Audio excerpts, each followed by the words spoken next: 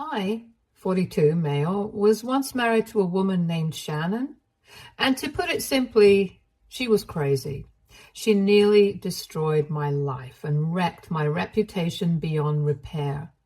When I met her for the first time, my younger, more naive self thought Shannon was everything I ever wanted in a partner. We met on a blind date, set up by mutual friends, and I was hooked. There was just something about her presence, the way she spoke, how she carried herself, that pulled me in right from the start. However, as much as I was smitten with Shannon, it became clear early on that she didn't feel the same way about me. She was honest and upfront about her feelings, making it clear that she did not share the same romantic interest towards me. Though it stung, I respected her honesty. Over the months, even though Shannon wasn't interested in a romantic relationship with me, we continued to stay in touch. We moved in the same social circles and would occasionally see each other at gatherings or parties hosted by our friends. During these times, I made a conscious effort to keep things friendly between us. I treated her as I would any other acquaintance. Always polite, always respectful, but never wanting to make her feel uncomfortable or pressured. I understood where she stood, and I made sure to honor that. Once we were both at a party and Shannon had had a bit too much to drink, she was visibly intoxicated, and I could see that she needed help getting home. Without hesitation, I stepped in to assist her.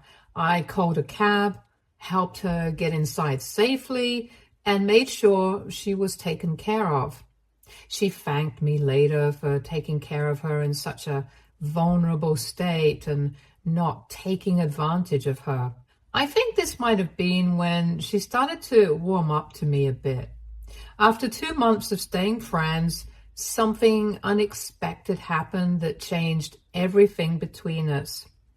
I had an upcoming work party, and not really having a date, I casually asked our friend group if anyone would be interested in going with me.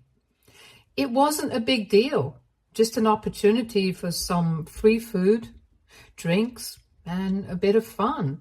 I didn't want to be without a date for the evenings, since most of my coworkers were either married or had a partner. To my surprise, Shannon reached out to me and said she'd love to join. I was a bit taken aback, but happy to have her company. So we made plans for the night. When the night of the party arrived, I picked her up and we headed out together. From the start, things felt different. There was an ease between us, a comfort that hadn't been there before. She seemed more open around me. I did my best to keep things light and respectful, avoiding any flirtation since I was still mindful of her previous feelings. But despite my efforts, the night was filled with laughter and genuine enjoyment. Shannon seemed to be having a great time. She was laughing and giggling, and it felt like we were really connecting on a deeper level. As the night drew to a close and I drove her back home, Shannon invited me back to her place. I hesitated, not because I didn't want to, but because I wanted to be sure that whatever happens next between us was genuine and not just a spur-of-the-moment decision fueled by the atmosphere of the night. So I politely declined her invitation and left. The very next day, I received a text from Shannon. She told me that over the past few weeks, she had slowly started to fall for me, but was afraid to admit it. She said that my consistent kindness, the way I had always treated her with respect, and my gentlemanly behavior had made her see me in a different light. Shannon admitted that she regretted rejecting me after our first date, and that she wished she had given me a real chance to get to know me better back then. She asked if I could consider giving her another chance. now that she realized how she truly felt. It was a lot to take in since this was all so unexpected. Despite the months of just being friends, my feelings for Shannon had never really changed. So when she asked if I could give her another chance, I readily agreed, and that's how we ended up going out for another date. From that point on, things between us just fell into place. What started as an unexpected second chance turned into a more serious relationship. I fell head over heels for Shannon and would have given her the moon if I could. After dating for a year and a half, Shannon and I made the decision to move in together. At that point, we had already been spending most of our time at each other's places, and when both of our leases were up, we thought it made sense to find a place that we could truly call our own. However, the process of finding that place revealed some things about Shannon that I hadn't fully acknowledged before. From the very start, Shannon always had a tendency to be a bit showy, always gravitating towards the finer things in life, which is completely opposite of who I am, essentially. It wasn't something that I had minded too much before, but it became very apparent when we started apartment hunting. She had her heart set on high-end places, luxurious apartments, only that were honestly out of her budget. When I pointed this out to her, she argued how she expected me to cover 70% of the rent because I had a higher paying job anyways. Looking back now, I realized this should have been the first red flag for me, a sign that our financial expectations and priorities did not align. But at the time, I was deeply in love with Shannon and I wanted to make her happy, so I didn't push back. Once we found an apartment and finally moved in together, another issue surfaced. Shannon was very particular about how she wanted our new place to look. When I started bringing over my furniture, she immediately dismissed most of it, calling it tacky and cheap, and asked me to just throw them out. I do admit my furniture was more on the traditional vintage side, pieces I had collected over the years and had grown attached to. Shannon was insistent, and the more we discussed it, the more I realized that she wasn't going to compromise easily. In the end, I gave in just to keep the peace. We moved most of my furniture into my study room, or the storage, where she wouldn't have to see it every day. This made me realize that Shannon was extremely controlling in our relationship, something I had occasionally brushed off in the past. Despite some of her flaws, my ex-wife had a way of making people feel valued and cared for, and that included my parents. From the very beginning, Shannon went out of her way to build a strong relationship with them, and they absolutely adored her in return. For context, Shannon had no contact with her own family. She had explained to me very early on that her relationship with her father was deeply painful. After her mother passed away, her father turned to alcohol and spent most nights out at bars, leaving Shannon to deal with the aftermath. As a result, when she left for college, she made the difficult decision to cut off all contact with him. Shannon's father never made any effort to reach out to her. This had always left a void in her heart, a longing for the kind of love and support she never received from her own family. That's why she had become so close to my parents. They filled that space for her.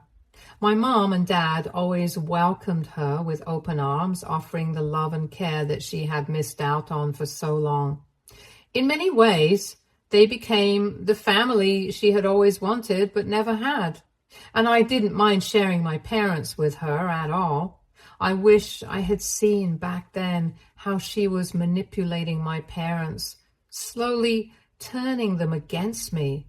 but I was too foolish to notice. After 3 years of dating, I proposed to Shannon. We had been talking about marriage for a while, and Shannon had expressed her desire to start a family soon. I spent weeks carefully choosing a ring that I knew she would love, and I planned the proposal at her favorite restaurant, a place that held special memories for us both. The night of the proposal was magical, and when I asked Shannon to marry me, she said yes without hesitation. The joy in her voice, the tears in her eyes, and the way she hugged me tightly made me feel like the happiest man alive.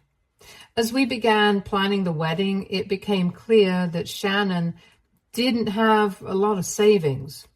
She was still paying off her student loans, so my parents and I ended up covering almost 90% of the wedding expenses. It didn't bother me much, since I wanted to give Shannon the beautiful wedding she had always dreamed of.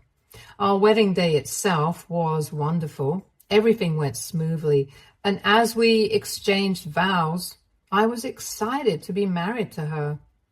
But it was after the wedding that the real trouble began. The first major issue we faced was when we couldn't seem to get pregnant.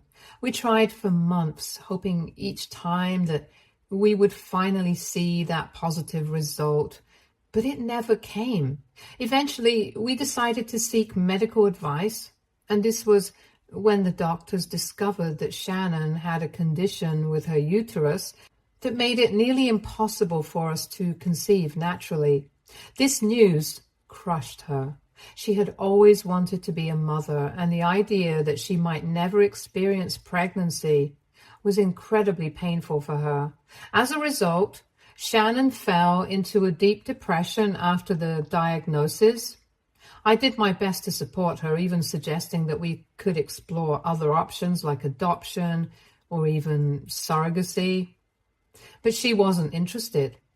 Shannon was fixated on the idea of having her own biological child, and any other option felt like a compromise she wasn't willing to make. Next, over the months, Shannon began to expect me to cover her share of the rent and bills entirely.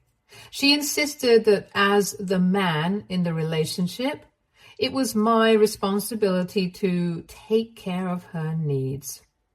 Throughout our entire relationship, I had always been the one to pay for our dates, vacations, and the majority of our rent and bills. I didn't mind doing these things because I loved her and wanted to provide for her, but I also believed in a partnership where both working adults contributed.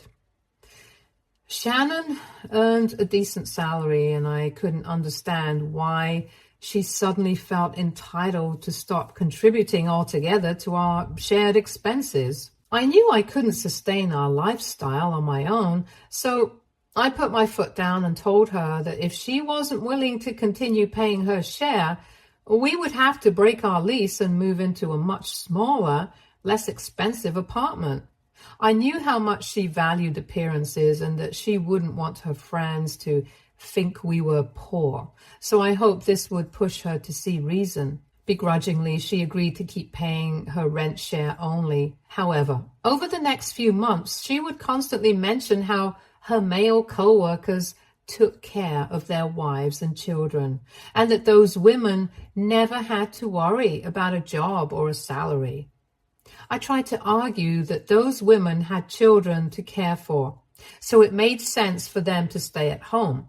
However, she was a functioning adult who had a decent job. It made no sense for her to just give up on her career and sit at home all day.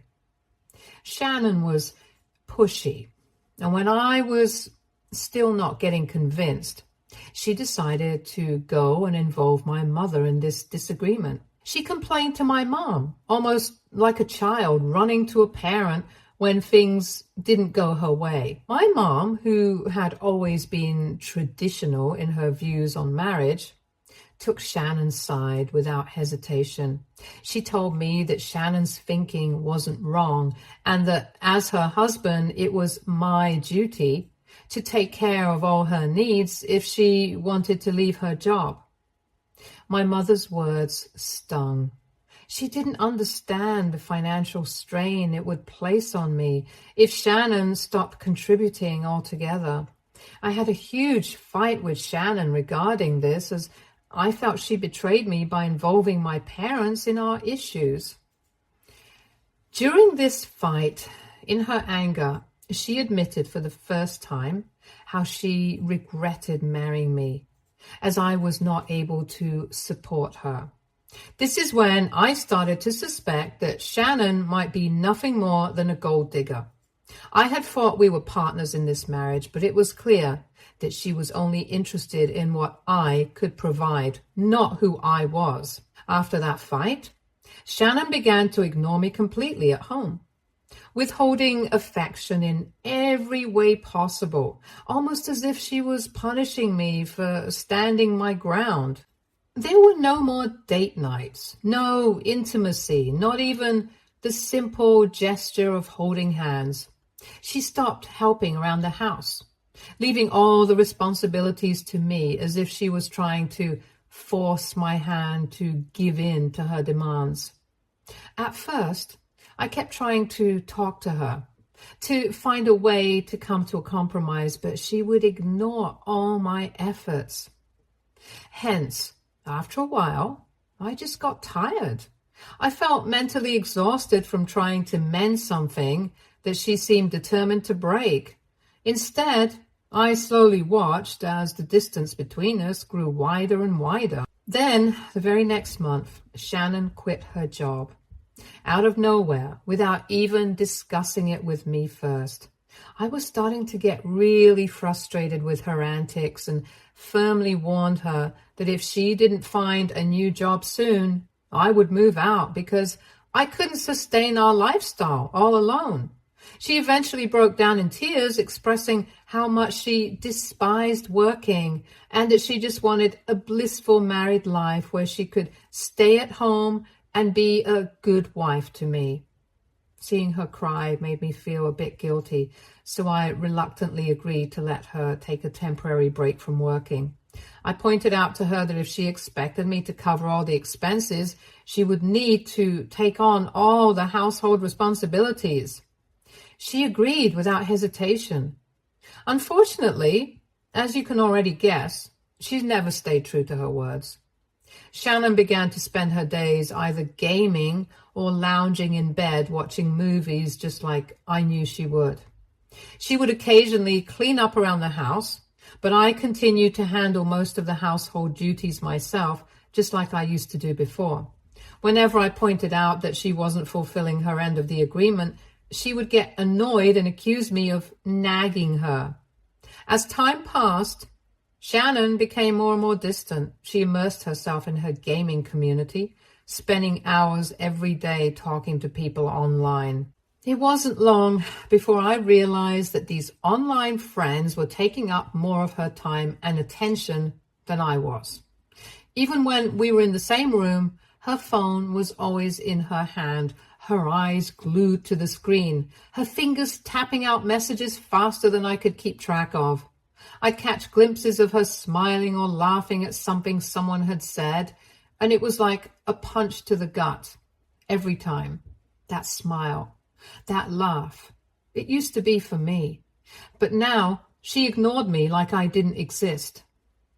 During this time, the financial strain on me was becoming unbearable. Not only was I paying for everything, but I was also dipping into my savings just to keep us afloat. Every paycheck seemed to vanish as soon as it hit the bank. I was constantly stressed, constantly worried about what would happen if something went wrong, if I lost my job, or if we had some kind of emergency. There was no safety net, no backup plan, just me trying to keep us from drowning. My parents didn't offer any help, nor even a word of advice or a shoulder to lean on.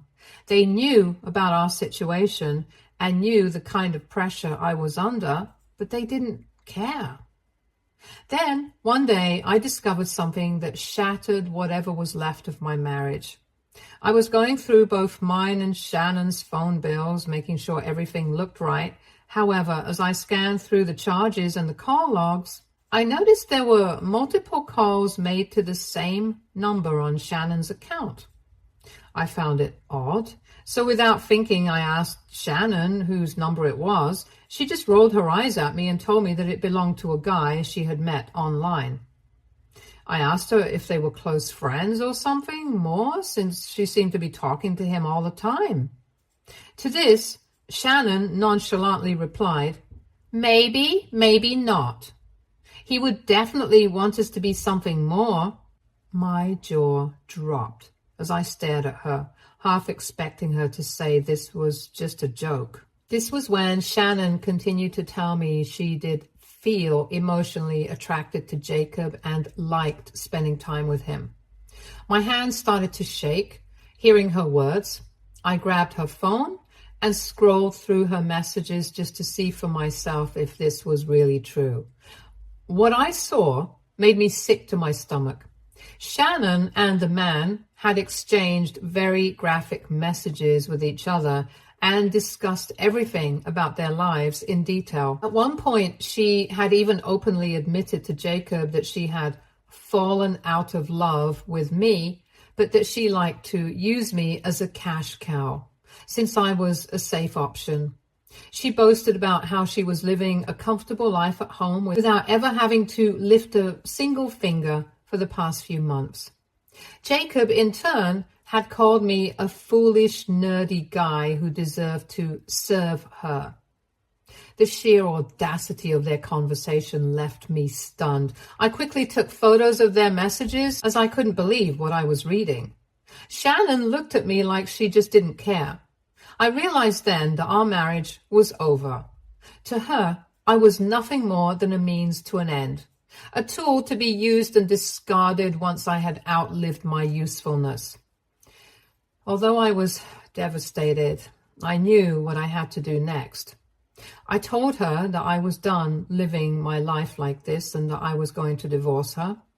She laughed at my face and told me that divorce was not an option, and had the audacity to suggest that we could open our marriage if that would make things easier for me to accept. I refused outright and demanded that she move out immediately since I was the one paying for everything. That's when her demeanor changed. Shannon wasn't going to just easily give up her grip on me.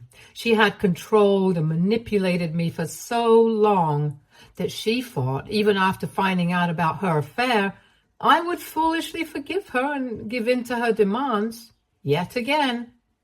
However, when I didn't, she started to yell at me that she was never going to go anywhere and threatened to involve my parents. She called them, crying and begging them for help as if I was wrong for asking her for a divorce.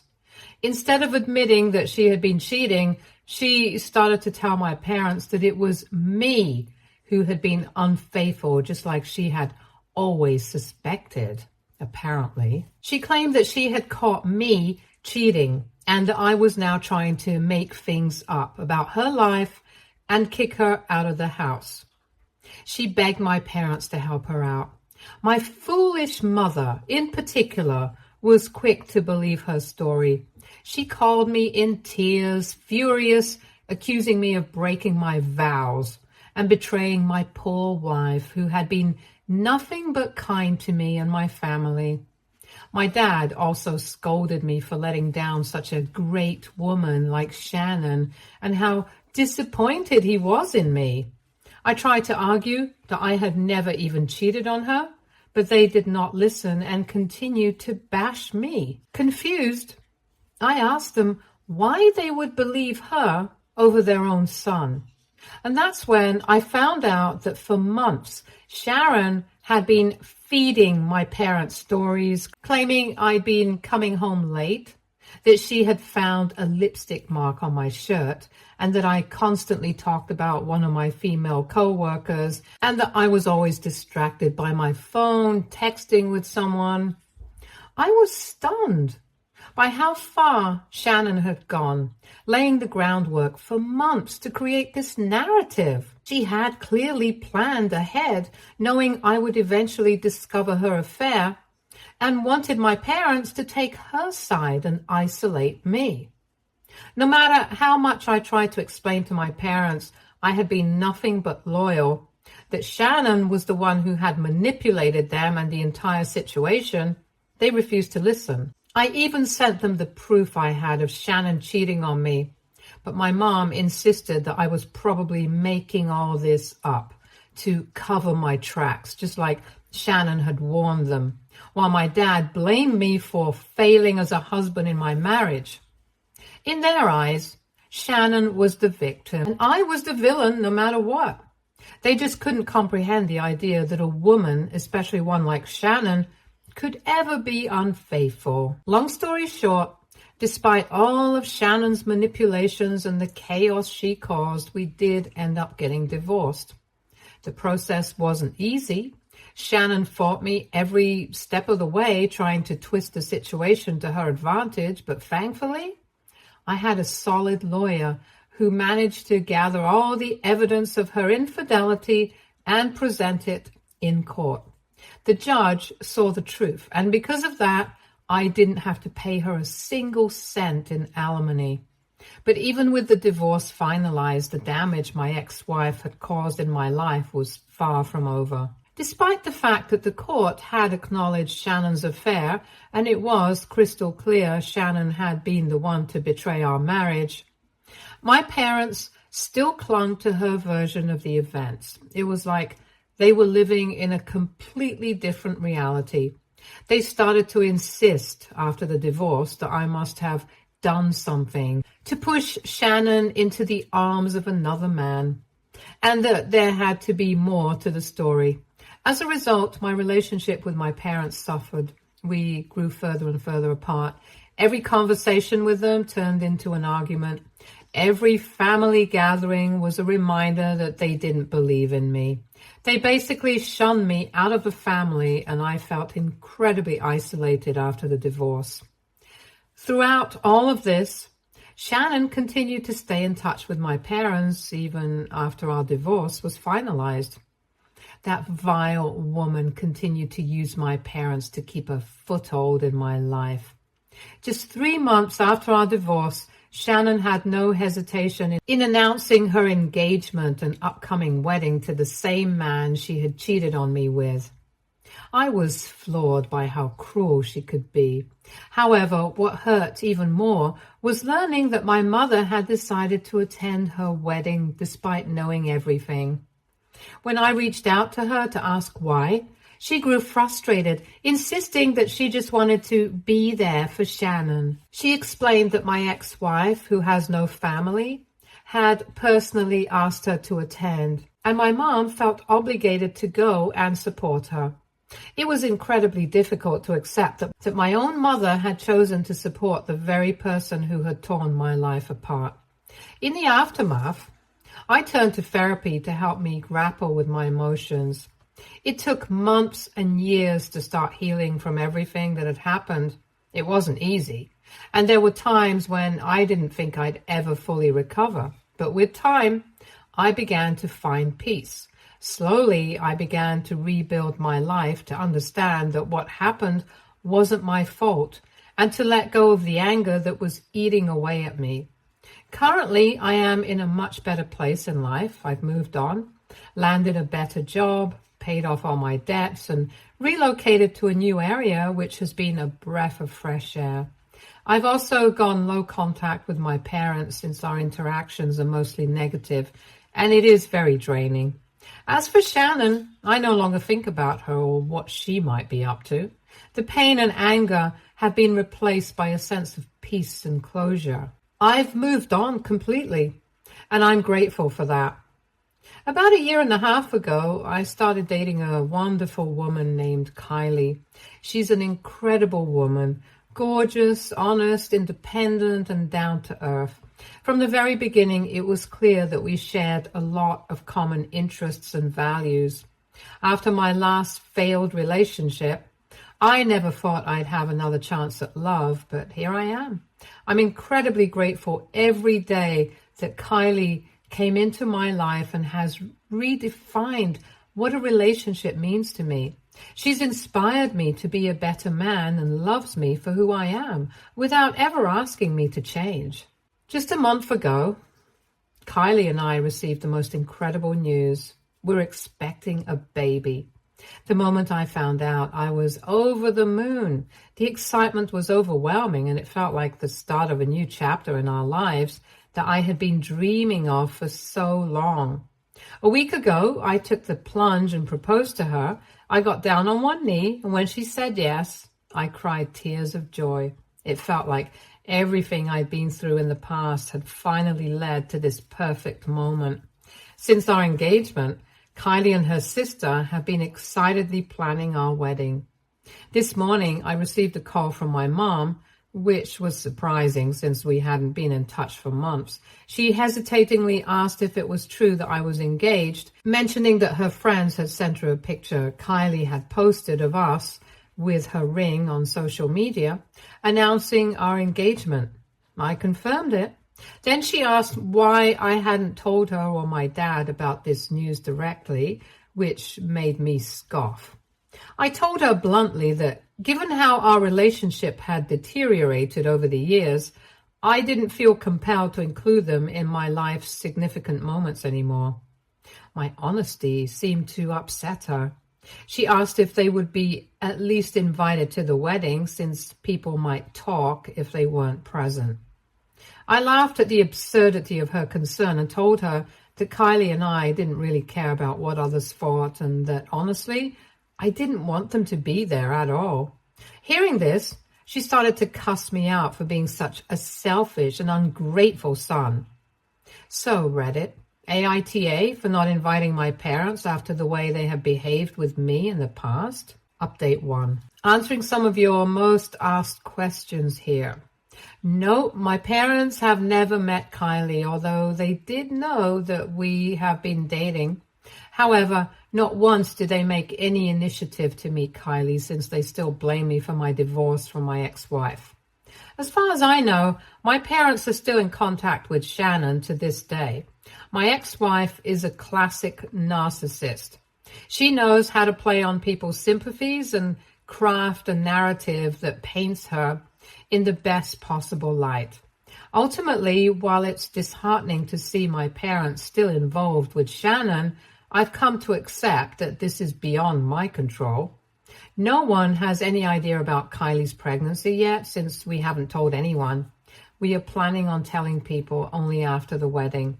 The reason I don't want my parents present for the wedding is not just because of how they have blatantly favored my ex-wife, but also because I don't want them to sabotage my happy moment with my wife by bringing up the past.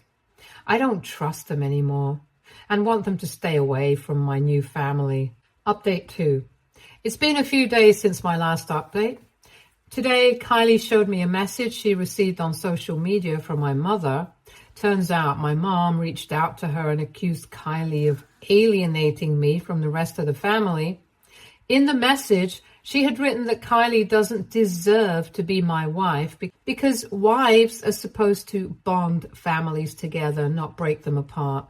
She also wrote how Shannon was always so close to her and Dad after she came into my life. But Kylie has done the opposite and has even refused to ask for their blessings. I was furious when I saw the message. I called my mom immediately and asked her to stay out of my life. I reminded her that I was sick and tired of them always bringing up my ex-wife when she was nothing but a huge mistake.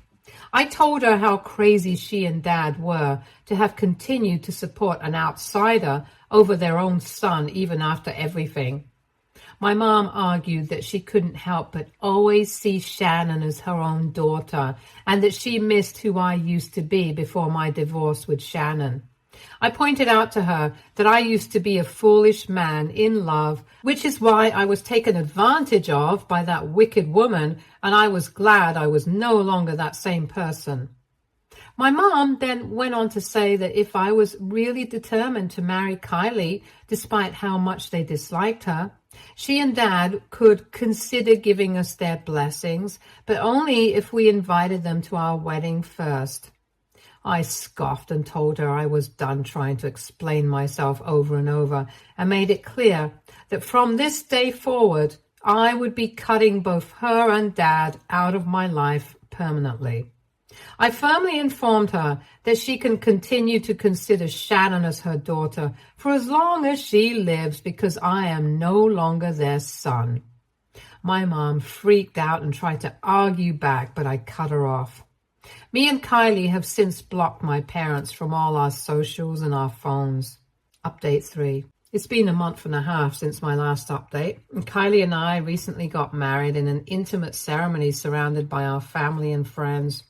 My parents weren't invited, but Kylie's parents were there, cheering us on. The wedding went off without a hitch, and it was perfect. Right now, I'm on my honeymoon with my wife, and we're planning to announce our pregnancy in a few weeks to our close family members and friends. Since blocking my parents, they haven't been able to contact us, and I'm at peace with that. I'm incredibly happy and grateful as I look forward to becoming a father. All I want now is to be there for my loving wife and to take care of our child. Stay tuned for more stories from Argo Relationships.